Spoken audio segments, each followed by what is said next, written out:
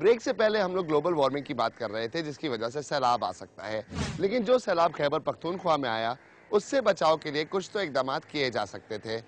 آئیے دیکھتے ہیں کہ خیبر پختونخوا میں سیلاب کے باعث ایگریکلچر سیکٹر کا کیا حشر ہوا اور اس کے علاوہ اس کے بچاؤ کے لیے اب کیا اقدامات کیے جا رہے ہیں۔ دیکھتے ہیں ہمارے پشاور کے بیورو چیف ظاہر شاہ کی یہ رپورٹ۔ دریائے کابل اور دریائے سوات کے سنگم پر واقع ضلع نوشہرہ صوبہ خیبر پختونخوا کے سیلاب زدہ علاقوں میں سب سے زیادہ متاثرہ ضلع ہے، جہاں 80% فصلیں اور زرعی زمین سیلابی ریلوں کی نظر ہو گئی ہے۔ خوراک کی کمی کا شکار صوبہ خیبر پختونخوا پہلے ہی اپنی غذائی ضروریات کے لیے پنجاب اور Pakistan agriculture and services corporation پر انحصار کرتا تھا، مگر سیلاب کے بعد یہاں زرعی شعبہ تقریباً مفلوج ہو کر رہ گیا ہے۔ صوبے کی 1,50,000 ایکڑ زرعی اراضی سیلابی ریلے میں بہہ جانے کے علاوہ زراعت، لائف سٹاک اور نہری نظام کو مجموعی طور پر 30 ارب روپے سے زائد کا نقصان ہوا ہے۔ نوشہرہ، چارسدہ، پشاور اور سوات میں 50 سے لے کر 80% تک زرعی اراضی اور فصلیں پانی میں بہہ چکی ہیں۔ نوشہرہ کے گاؤں پشتون گڑھی میں کاشتکار شاید اس لحاظ سے خوش قسمت ہیں کہ یہاں سے اقوام متحدہ کے ذیلی ادارے FAO نے امریکی امدادی ادارے USAID کے تعاون سے صوبے میں زرعی شعبے کی بحالی کے لیے $29 ملین کے منصوبے کا اجرا کیا ہے۔ $21 ملین کا یہ پروجیکٹ ہے جو KPK میں لانچ ہوا ہے۔ اس کے علاوہ بھی کہ پنجاب اور سندھ میں بھی بات چل رہی ہے۔ تو یہ ہے کہ آئیڈیا اس کا یہی ہے کہ جو کہ یہاں پر جو سیڈ ہمارے بینکس تھے، CCRI اسٹیشن تھا، وہاں پر جو عموماً سیڈ سرٹیفائڈ سپلائی کرتی ہیں فارمرز کو، اس کے بھی سارے اسٹاک ضائع ہو گئے تھے۔ فارمرز کے پاس جو اپنا سیڈ تھا وہ بھی ضائع ہو گیا تھا۔ تو دیر واز ایکچولی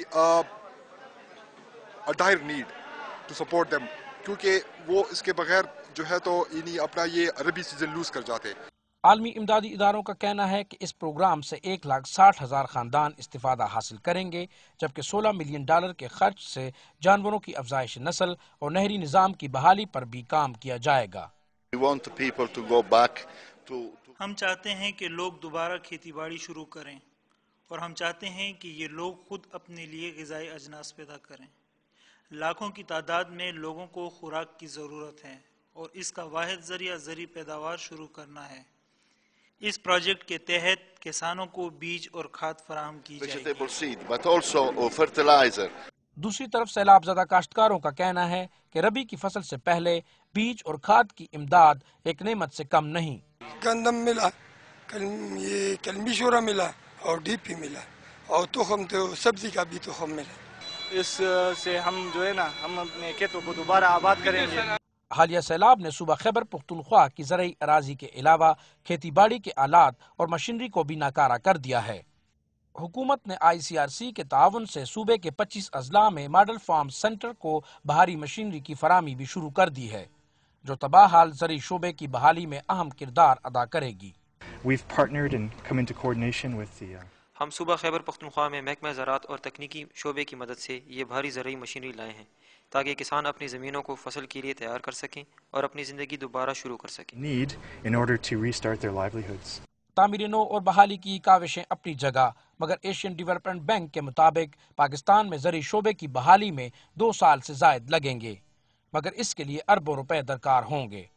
تاحال اقوام متحدہ کے ایمرجنسی رسپانس پلان کے تحت 12% فنڈز مختص کیے گئے ہیں، جو زرعی شعبے کی بحالی کے لیے ناکافی ہیں۔ سے تو مدد مل سکتا ہے، لیکن تھوڑا بہت مدد مل سکتا ہے، زیادہ نہیں، کیونکہ نقصانات تو زیادہ ہوئے ہیں، لیکن اس سے کسان اپنے جو ہے نا روزمرہ اپنے مدد آپ کے تحت جو ہے نا کچھ تھوڑا بہت کر سکے گا۔ اب شاید یہ امید کی جا سکتی ہے، جیسے کچھ کسانوں سے ہم نے بات کی، کہ ریوائول اور تعمیری نو کے کاموں میں جو ہے حکومت کی بہت امداد کی ضرورت ہے، لیکن اس حد تک کہ جو کاشتکار، چھوٹے کاشتکار متاثر ہوئے تھے، انہیں ایک موقع دیا گیا ہے، انہیں مدد فراہم کی گئی ہے تاکہ وہ اپنی زندگی کو دوبارہ شروع کر سکیں اور عزت کی روزی کما سکیں۔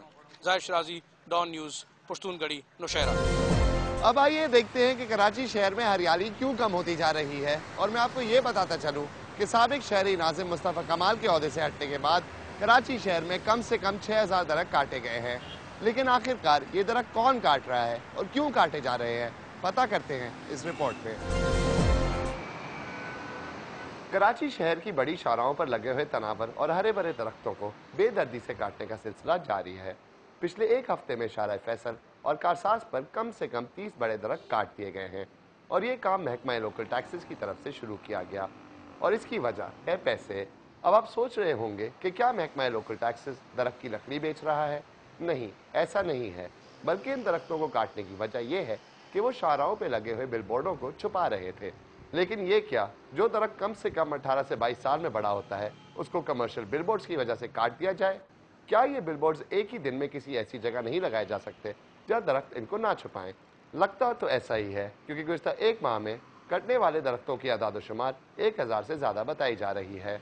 कराची एडमिनिस्ट्रेटर फजलुर रहमान साहब ने कुछ दिन पहले ही इस बात की मजम्मत की और कहा कि किसी को बगैर इजाज़त हक नहीं कि वो कराची की माहौलियात को इस तरह मुतासिर करे। लेकिन ये सिर्फ एक बयान के तौर पर रह गया और महकमा लोकल टैक्सेस के अमले ने दरख्त काटने का काम जारी रखा और उनके खिलाफ कोई कार्रवाई नहीं की गई। Executive director local taxes Rehan Khan ने अपनी सफाई में कहा कि कोई दरख्त नहीं काटे गए बल्कि दरख्तों की छटाई की गई है। लेकिन जैसे आप देख रहे हैं, इन दरख्तों को तो जड़ों के करीब से ही काट दिया गया है।